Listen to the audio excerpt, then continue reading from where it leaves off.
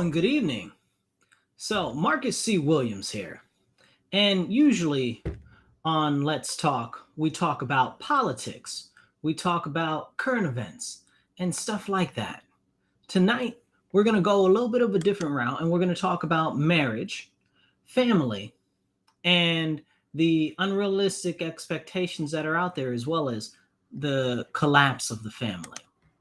So, real quick, right now, we've got a lot of people in America that are single, that are of marrying age and are single, or even past marrying age and are unmarried and do not have children.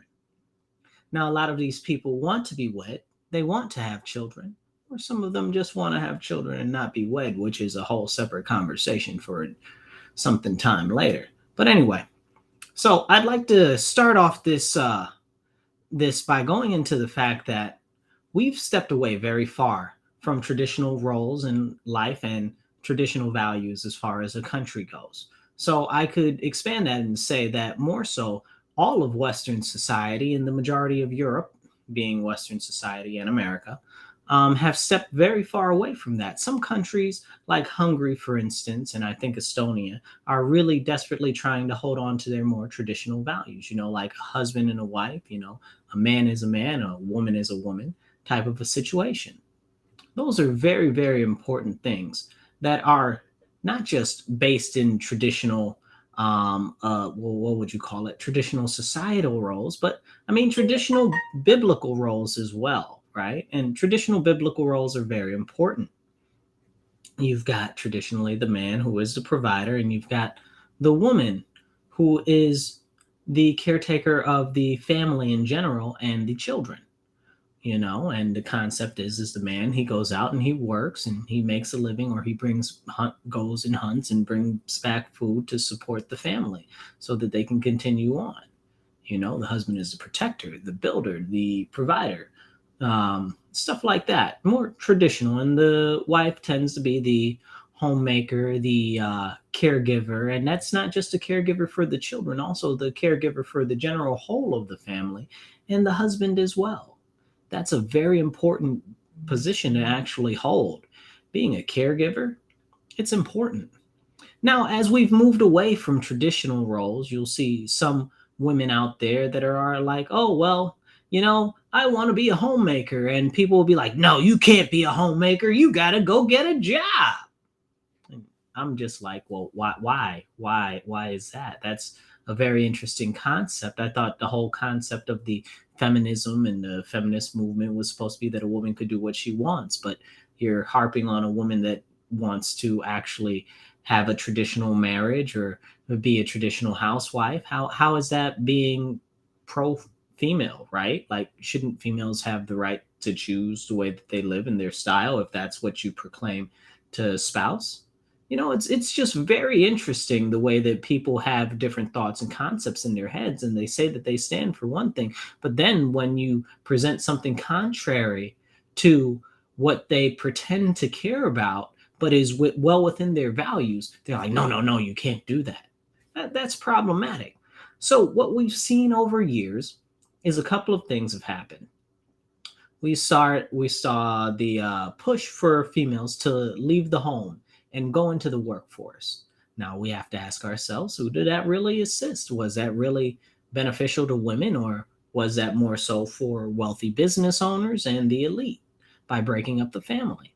So we go down this path where we see women enter the workforce really en masse in World War I, World War II era. So, there's a whole we can do it type of an attitude. And that was put out there because there were no men at home, because all of them were off to fight a war. Again, the protector type of a role, So this is very, very important to remember. Now, after World War II, all the men came home and we had the baby boomers because everybody was banging left, right, and forward. However, they were married. So this also is a whole nother part of the conversation that we need to go into. People were getting married left and right. Again, at this point in our society, there weren't a ton of children being born out of wedlock. If you're not familiar with that term, it means when you're a bastard, when you're a child that is had when The parents aren't married, basically.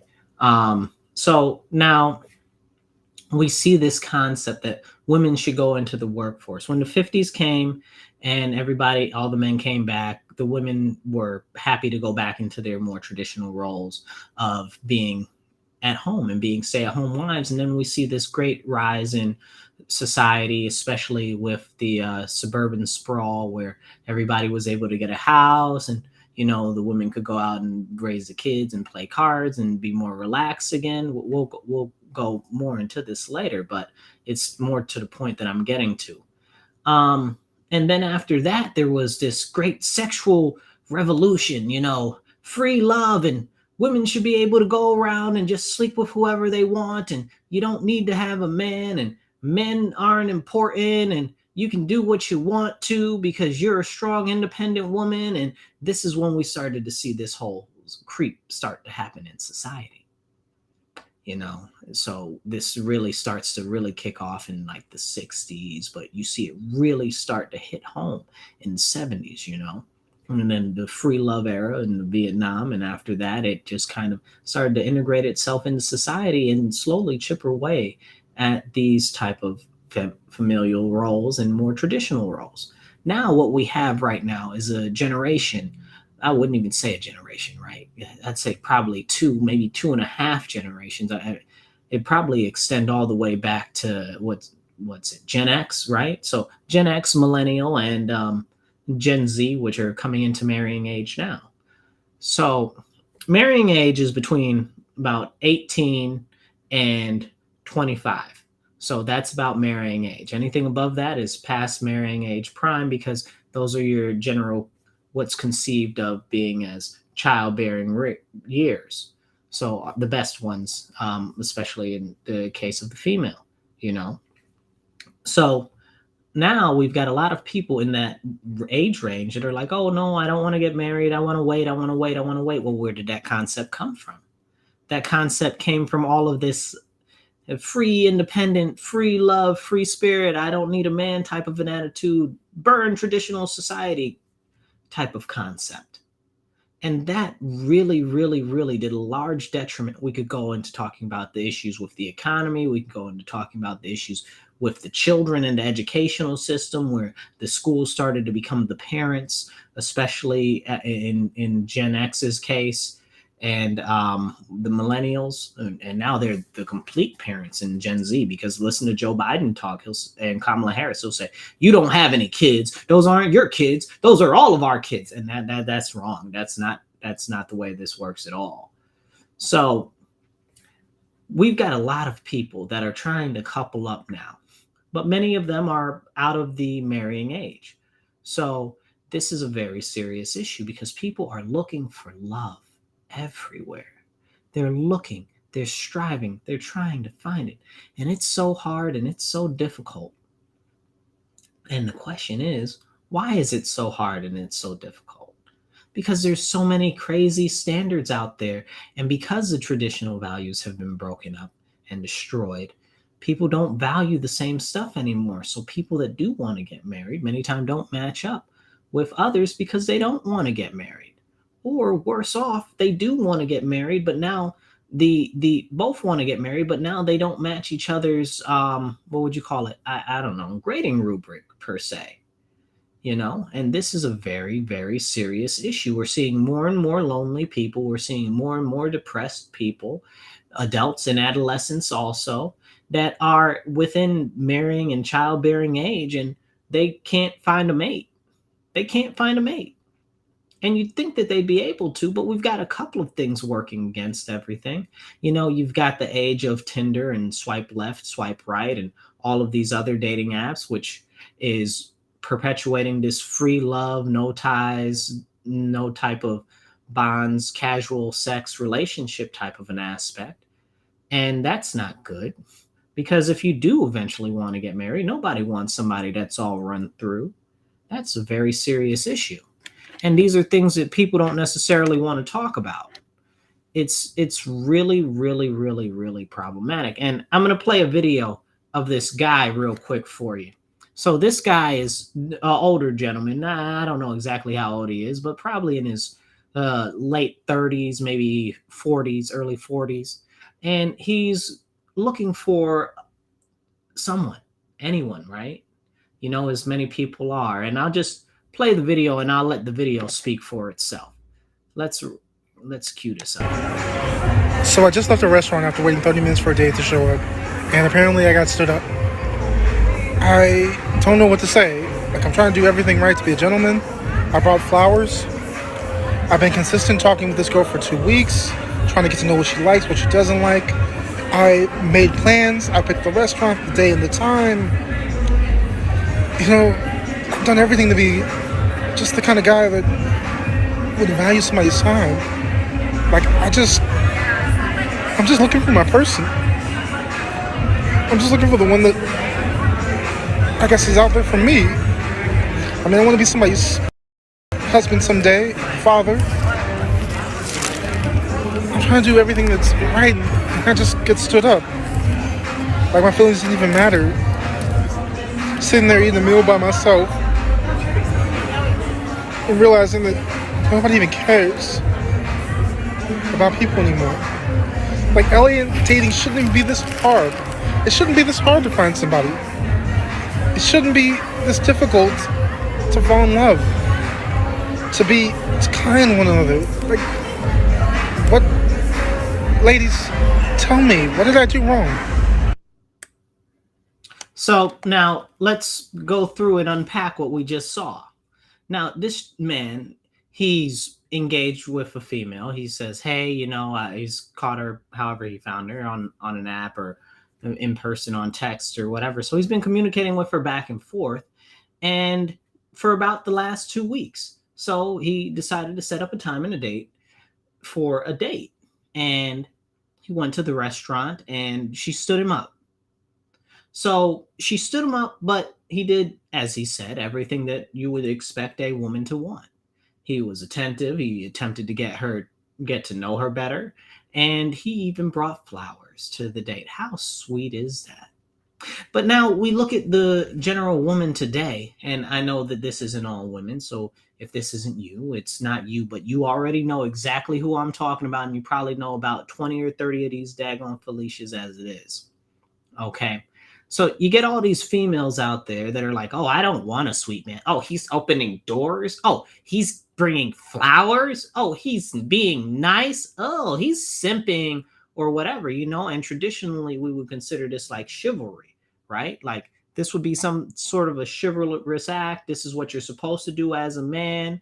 This is what you're supposed to do. And this is the type of activities that you would participate in to be a desirable mate. Right? Like traditionally, but not anymore. It's not like that anymore. Okay. Most females out there right now that are on the market largely do not appreciate that.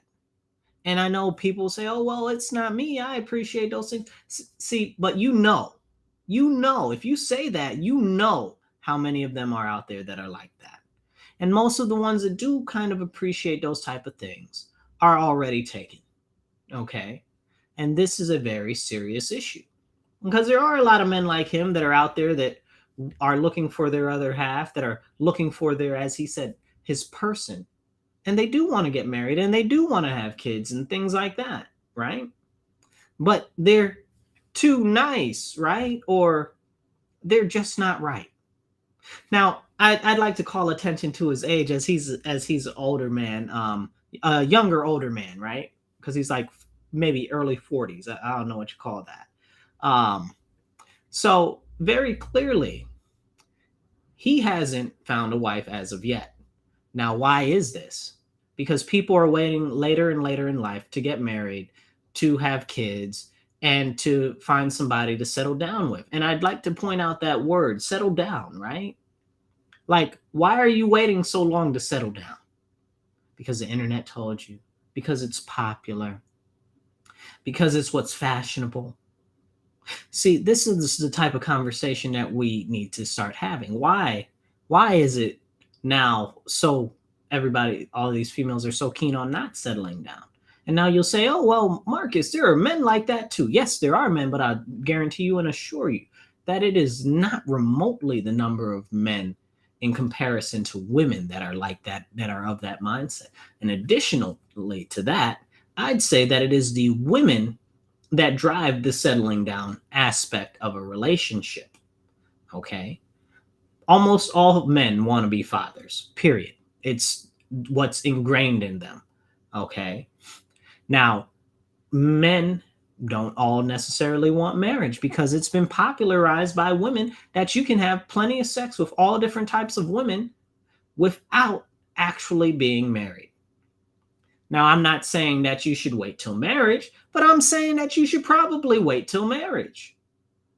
Now, you'll say, well, Marcus, I've already had 2, 3, 4 partners. What's the point of me waiting for marriage or whatever the case is?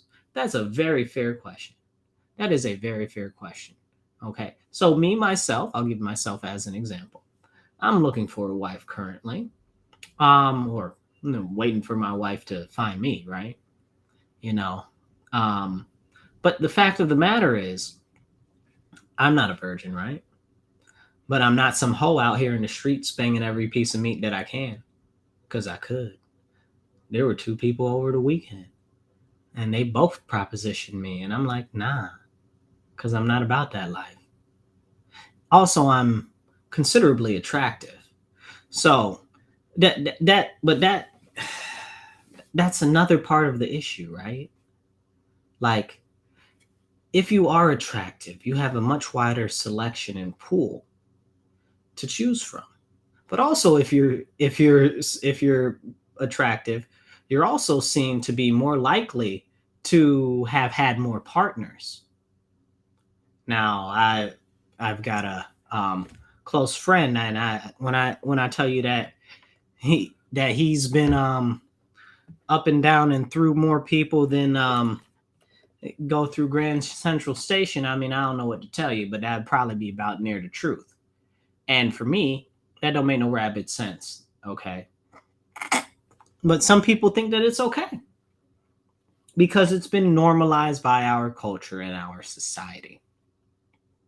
But go back to the Bible, right? It said the Lord looked upon man and he saw that it wasn't good that man was alone. So now you've got all these men out here. Many of them have been through relationships in which they've tried to be a good man in a relationship, or they really wanted to be in that relationship. But the female was like, oh, well, I'm a boss bee, or I'm independent, or I'm a da da da da da da, or I can be like a man, or which is the worst thing. No, you are a woman. You cannot be like a man. You cannot. You're a woman. That's what you're supposed to be. And now we've got this whole concept with this alphabetism. Oh, a boy can be a boy and a girl can be a girl. No, they can't. No, they can't. Or we've got this whole concept where you can be bisexual. No, you can't. No, you can't. Just because you're attracted to somebody of the same sex doesn't mean that you're sexually attracted to that person. I think I need to run that home one time.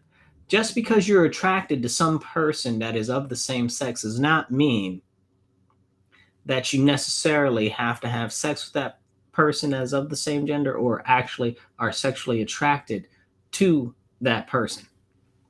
Now, we find this very, very much many times ends up happening, not just in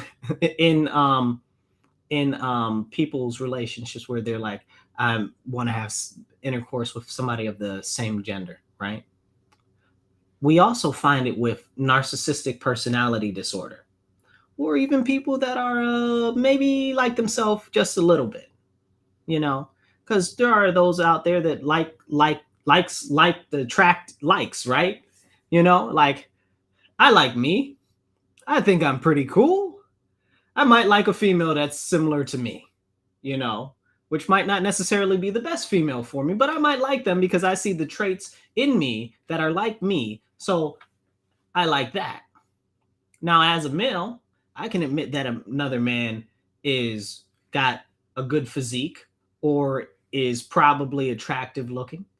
Not that men are going to go out and say that, like females will say that to other females all the time. They'll be like, oh, you look so cute, sweetie. Oh, you look so nice. You're pretty. You're beautiful, whatever. Men don't do that. Men don't do that. Okay. But what we do see is now, because a girl can be a boy and a boy can be a girl, and you don't have to be with the person of the opposite gender. They've erased tomboys, right? So I like tomboys. They're not my only thing that I like, but I like pretty much all women. That's a whole separate conversation, but I'm not talking about myself. But the erasure of tomboys is a very serious thing. Hey, Barbara, I see you there. Hey, Susan, I see you too. But what we're seeing right now is we're seeing a lot of people who don't know themselves, right? And this goes into the alphabetism and the questioning because they don't know. They don't know. Okay, like there's a saying, everybody likes boobies. Everybody likes boobies.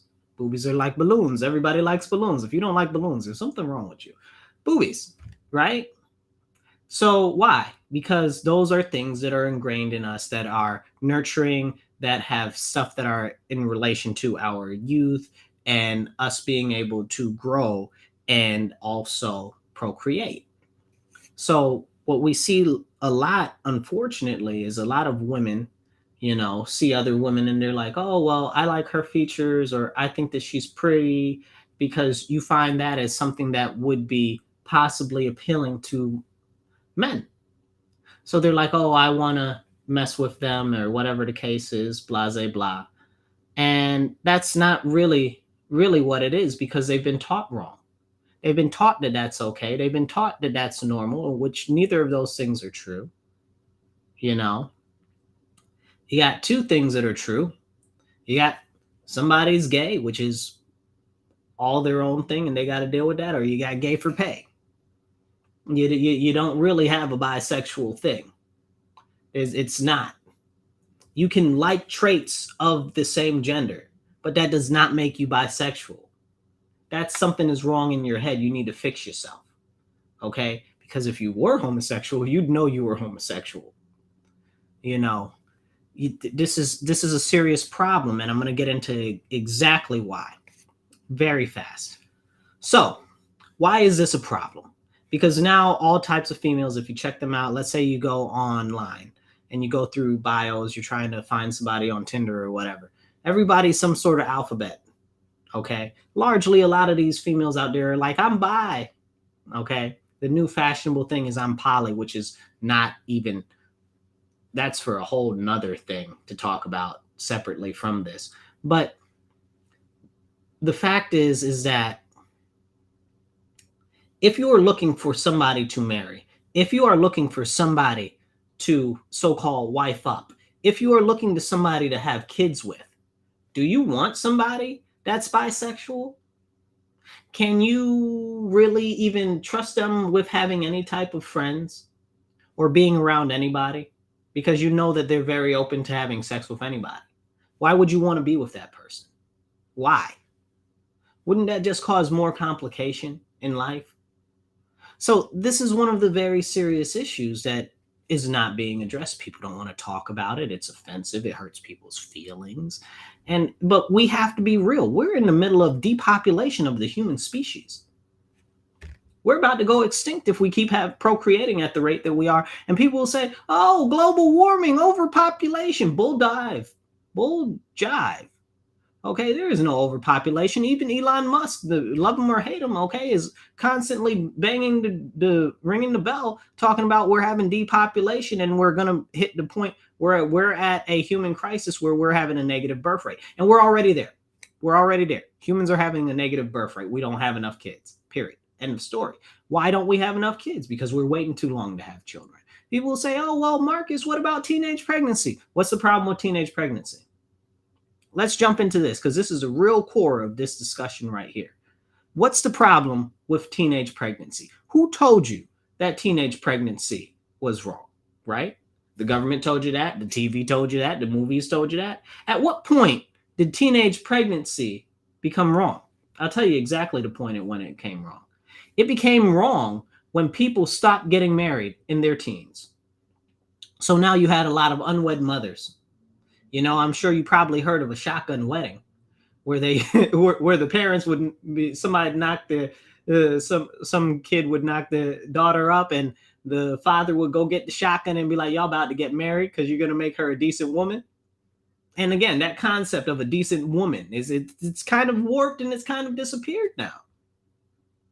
It's kind of disappeared, or an honest woman, you know. And again, oh boy, like honesty, woof, whoo, that's a whole nother conversation that's very serious, and people don't want to touch these things. And then we wonder why so many people are alone, so many people are lonely, so many people are depressed, so many people are sad, so many people have these mental health disorders, which aren't even mental health disorders. Really, they're lonely, they're longing for meaning and purpose and stuff because their traditional roles in society have been stripped from them, you know. Also, they probably need Jesus, okay? Because Jesus wants to have a personal relationship for you. Christianity is the only religion where we have a God, the Lord, who wants to have a personal relationship with you, okay? Now, I'm done with my prophetizing on that, but I said what I said. Anyway, moving forward, if we used to have it where teenagers used to get married, this was the regular thing. Most of the queens and kings of Europe and everything were married as teenagers. Most of the people that fought in the Revolutionary War were teenagers. Okay. Most of it's insane that we've got this concept that teenage pregnancy is bad. Where did that come from? It all came from unwed mothers. But where did the unwed mothers come from? Aha, now we've got a real question. So the unwed mothers came from this concept that they try to force into public education, which I don't believe that we should have a national board of education, because the government ain't got no business, and very clearly they can't run nothing halfway right. They can't even run themselves. So that's a very serious problem. Also, the state board of education can get tossed in a moat too. But the fact of the matter is this started to come in down through schools where they're like, oh, you should stay in school longer. You should stay in school longer. Forget the trades. You should stay in school longer. Why? For whose benefit? And then we talk about Gen X, right? Because this is really where this started with the college stuff, right? Everybody should go to college, Gen X, right? Everybody should go to college. And this is what happened with Gen X, right? And that's why there was a small rebellion in Gen X where a lot of them didn't want to go to college. But this was what was being pushed in the schools. This was what was being pushed in the 90s. This was what was being pushed in the late 80s. So now they want to push you all through school when your grandparents, no matter if you're Gen Z, millennial, boomer, whatever. Tammy, I love you too. I see you out there. Or whatever. They might have had a 4th, 5th grade education. And the older that you are, the different generation that you are, if you're a boomer, your grandparents might not have had an education at all, but they were still able to make a living, you know, because families and parents and fathers were going into trades because that was how they could provide a living for their family. Once we stepped away from that concept that the man is the head of household, that the man is the provider, we started to run into the fact that the government started to push the woman into the workforce, which only benefited the government and only benefited the corporatists that run everything. And we see a pushback, and I wish I had some videos here all lined up for you, but I don't. But we see a massive pushback of younger women that are in Gen Z, and they're like, I don't want to work. I saw this one the other day. It was funny, but it was sad, right? And it's so many, I've seen so many like this. It's so common now. And she was like, who was that? She was crying, right? Real tears, though, real tears. Whoever's idea it was for women to join the workforce, why? Why would you do that? And it's funny. It's funny that that's the concept, because people are now seeing that this push for lack of tradition, for lack of family cohesion, which is what it really is, right? The erasure of the family has been put out there, and it's not what they've been sold, you know? And that's a very, very serious problem. Tammy says, thank you. Amen. As a single mother raising a child, I honor the man just did it in a different way through mentorship and God. And God is good. Yes, it's true. So we do have these serious issues where we have, how can you say it? We've got this situation right now, right?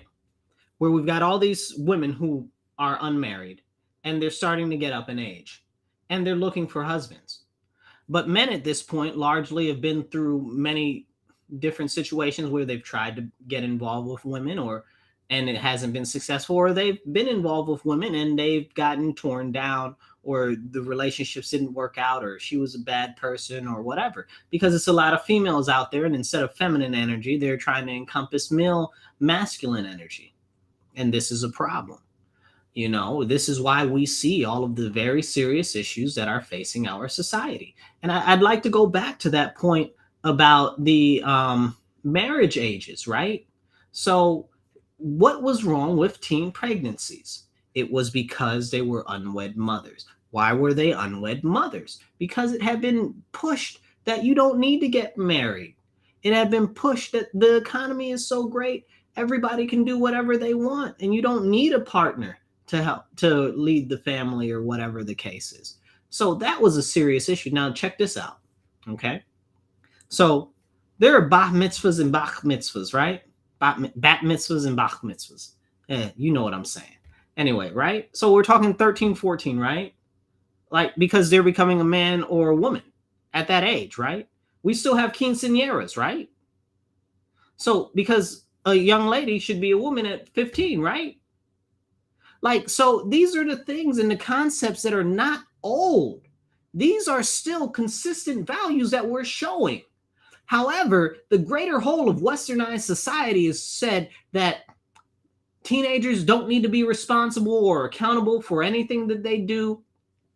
And this came from the concept that really started to come out in the 70s, 80s, let a kid be a kid. But a kid isn't a kid. A kid is a baby goat. A child is a small person. And that's where we get things twisted. Like, I mean, I don't know about you, but I don't think that a baby goat is the smartest creature on God's given earth. And it's kind of a disservice when you say that a child is a kid, because they are not the same. It is not equivalent. And when you're saying that, you're diminishing the light of a child, which is a small person, which is the way that they should be treated.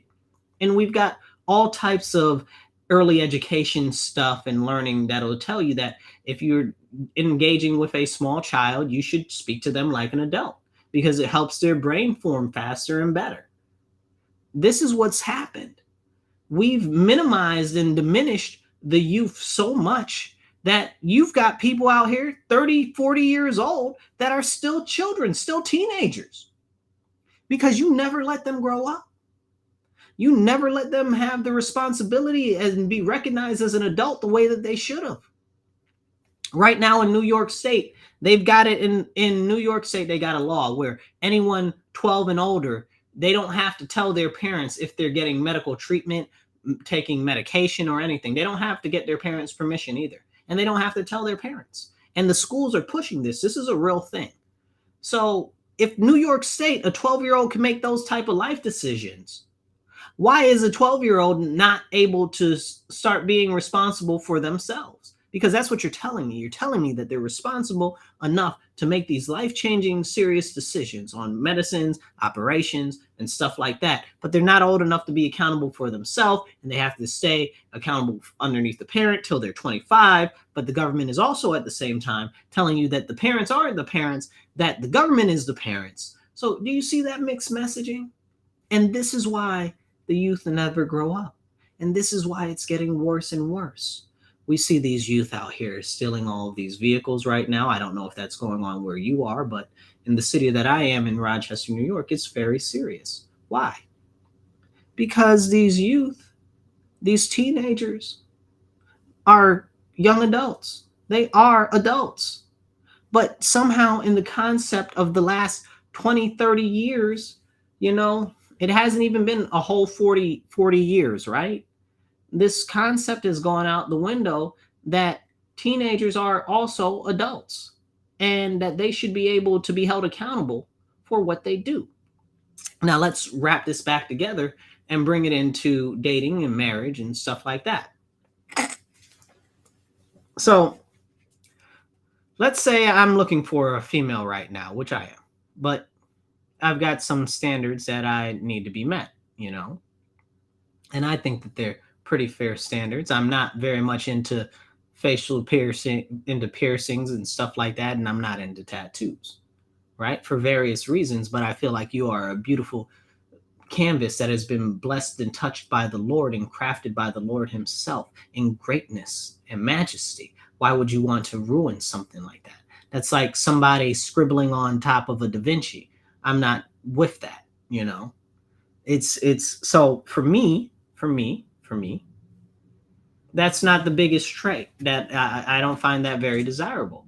But now you ask, at what ages do people start getting these type of things, these piercings, these tattoos? So you look at it, you know, really you can't get it without your parents' permission until after you're 18, but some start getting them at 16 and stuff like that. And again, this goes back to when the time in which you're supposed to start being coupling up. At that age, you're supposed to be coupled. You know, they used to do prearranged marriages, they still do it in certain places. And this is why the dating pool is so jacked up now. Because the time in which you were supposed to be making those bonds and those ties with a significant other have been stolen. They've been stolen by society. They've been stolen by the corporatists. They've been stolen by the government. They've been stolen by the people teaching kids that a boy doesn't have to be a boy and a girl doesn't have to be a girl. They've been stolen by the people that are preaching that you don't need a man. They've been stolen by the people that preach all of these things that are really detrimental to continuing on the propagation of society and continue on people to be born into the world.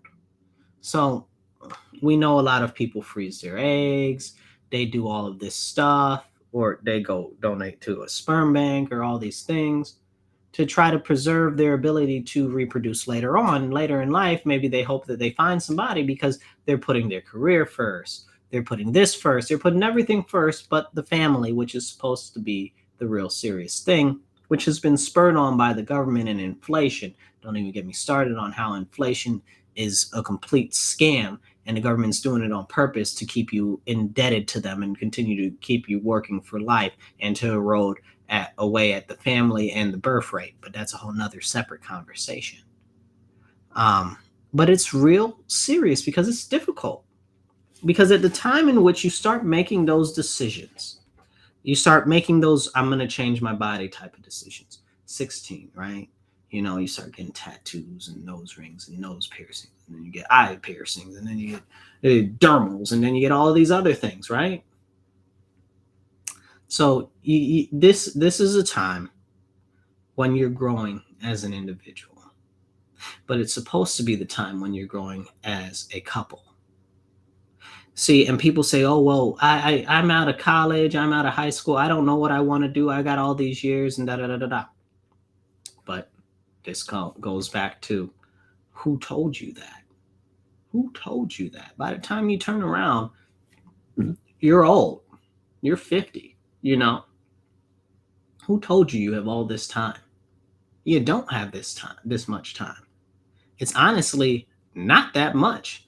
You look at it, you go through, let's say you go through college and you go through and you go through graduate and you go through all of that. You spent more than a third of your life in school. To what end? Right? So now you might get lucky. You might have met your significant other in college. That might be good, you know, which is another place that there's supposed to be coupling happening. But now we've got, again, this culture of just bang everybody, whoever you want. And that too is contributing to the issue. We really need to look at these things and see how they're destroying our society.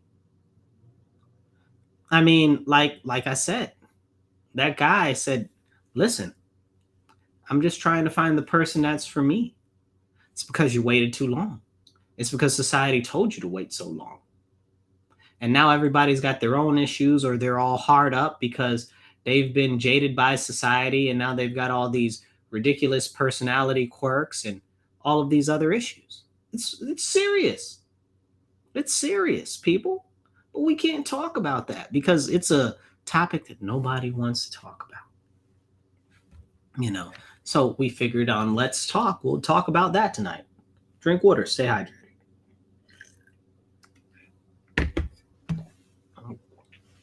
You know, and I'm gonna say this because I think that it's important. It seems as though the people that are in control behind the scenes of our society are making it more and more difficult for you to have a traditional family. It's so difficult, you're barely able to raise your child on one income. And we see this a lot with single mothers, these single independent women, these boss bees, and all of this and all of that. It's a problem. The father is in the house. Now, can the father provide for the whole family? Maybe. But it's becoming more and more difficult with the way that we're having issues with inflation and the value of the dollar is sinking. And it's harder and harder and harder to find a job that'll keep up with inflation. And that's just that. That's a simple thing. That doesn't even go into the erosion of the jobs. It doesn't even go into the problems with the schools and all of these other things. It's very difficult now. Very difficult. And we look at what's being taught in the schools. They're teaching you not to know yourself. They're teaching you away from yourself. It's very crazy, honestly. They don't teach you critical thinking, but they teach you that you don't have to be the person that you were born as. You don't think that that's detrimental? That's very clearly an issue. And again, all of this goes back into dating, goes back into the marriage, and goes back into traditional roles. They're all being eroded. This is the collapse of the family. This is why we see so many unwed parents. This is why we see so many bastards running the street.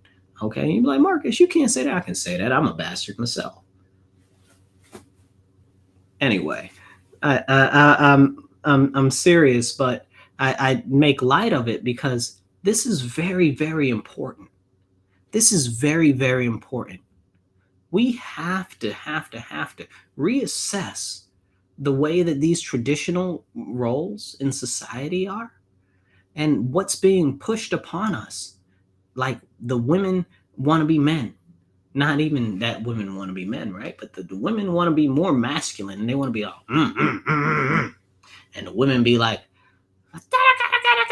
you're not supposed to do that. No, you're wrong. You're not supposed to be like that. That's not feminine energy.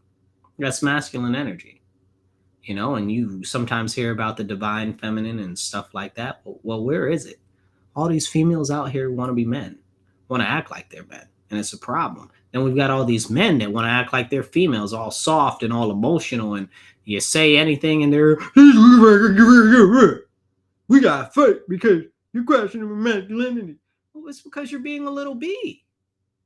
You're being a little bee. And why are a lot of men like this? A lot of men are like that because they've been raised by females. So they got that feminine energy. They don't never have no males in their life to force that masculine energy in them. So they pick that feminine energy off of their mother. And that's what they got. So now other females look at that and they're like, I can't deal with that. And they're like, why even bother trying to find a man? Because that's what's going on right there. And that's so many men right now. And they ruin it for everybody else. The same way some of the females ruin it for everybody else. So now you got a lot of men, even good men, that are staying single longer and longer because they're like, I don't even want to deal with this dating nonsense because all the females is trash, which is not true. But so many of them are because of the way society is. Society is the problem. Society is what needs to be fixed. We need to restore traditional values and traditional gender roles. That's how we move forward. I know that it sounds odd to some people that are all gung-ho about liberalism or feminism, this neo-feminism, right? Because it's not even real feminism anymore. It's neo-feminism and all of this other stuff. Alphabetism too, that's a whole nother problem unto its own about when it comes to coupling and childbearing and stuff like that. And we're getting to the point where they're like, well, you don't have to have kids. We'll grow you a kid in a pod. What? No, no, you're not the Lord. You're not nature. Stop it. Stop it. Leave it alone. Everything was fine until the government started dipping its hands into stuff. Everything was fine until the corporations started to prioritize their dollars, and they saw that they could push you to be alone and not with a significant other, so that they can actually gain more value themselves. It's a trap. It's all a trap. And we deserve better. But in order to get better, we're going to have to do better, and we're going to have these hard, serious conversations. And until then, let's talk. Because we got to. If we don't, the conversation will never be had. I'll catch you guys later. You be blessed and be well. And remember, stand up, speak up, and don't shut up.